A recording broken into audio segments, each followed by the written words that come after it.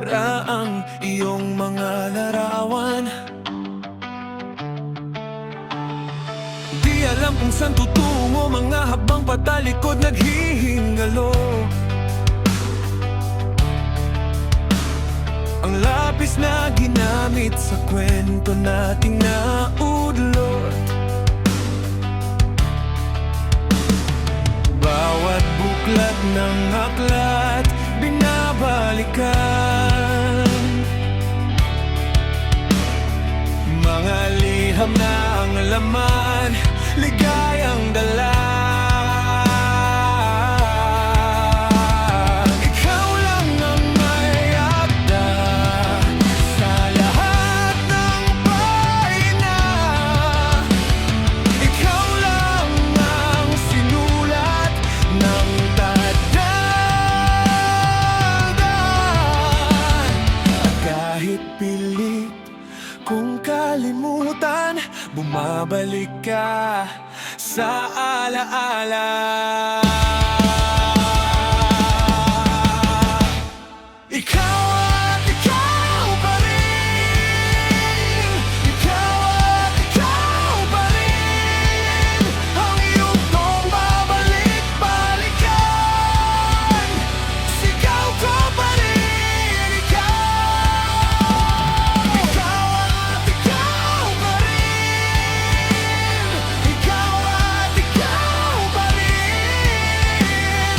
Sa bawat pahinang naiwan, sigaw ko pa rin. Ikaw. Patuloy kong panghahawakan ang iyong mga salita. Hindi na nakikita sa tingin ng iyong mga mata.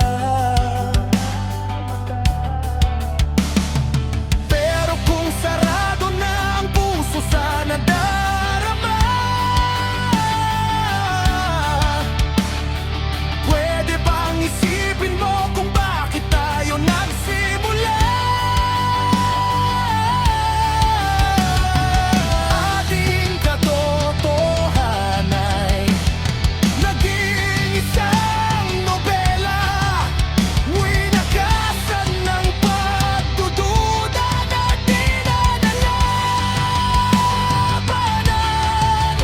Nais na maramdaman muli kung paano isulat ang pangalan mo.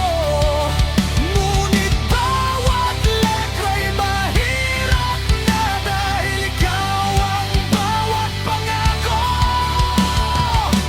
Simula sa wakas na di matuklasan, pabalik sa dulo na di na natagpuan. Ang mga matang nakatanaw sa umpisa ng yugtong di na sana naisulat pa.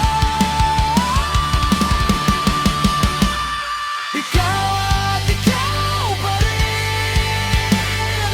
Ikaw at ikaw pa rin. Ang yugtong babalik-balikan. Sigaw ko pa rin. Ikaw.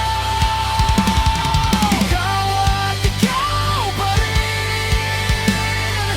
Ikaw at ikaw pa rin. Sa bawat pahinang naiwan, sigaw ko pa rin. Ikaw. Kung may huling sagot sa mga nasira, ibabalik mo ba ang dati nating tag-ana? Kung may isang pahina na pwede pang balikan, ako'y naroon pa rin sa unang nilalaman. Ikaw at ikaw pa rin. Ikaw at ikaw pa rin.